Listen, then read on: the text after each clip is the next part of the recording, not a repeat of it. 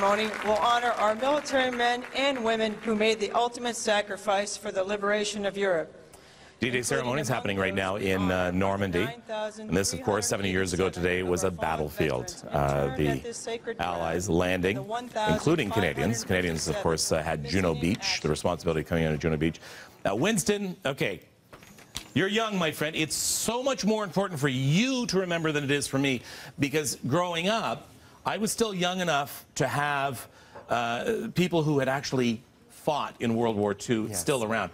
Every year there are fewer and fewer, and it's easier to forget something as important as D-Day, and so it's so important for our younger people to remember that.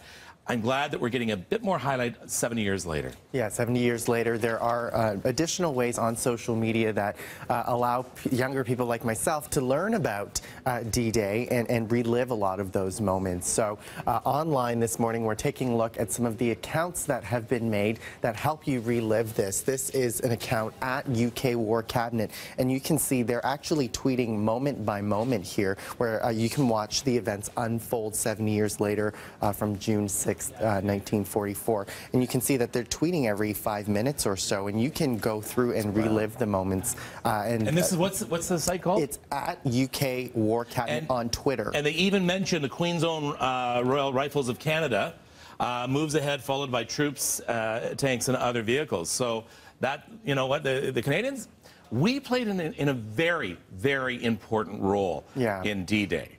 We look at our armed forces today, and it's a shadow of its former self, but we played a very, very important role, and so we have to remember that and respect that. Yeah, and I want to show you one more really neat thing here. There's a website. It's called, it's actually on the Wall Street Journal website, but it gives you a deja vu look at some of those. It's a kind of a before and now photo. If you kind of click over here, you can see it'll spin over, and you can see there are all these photos. If you can do that again.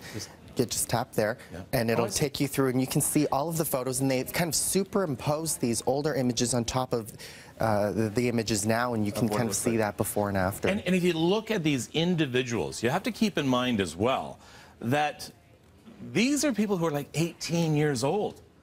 Can you imagine that? I couldn't imagine. Like, how old are you now? 20? 20? Yes. There was a good chance people just like you could have been coming out of these boats with gunfire coming at them. You had very little chance. The first ones to come out of the boat had very little chance of even making the beach.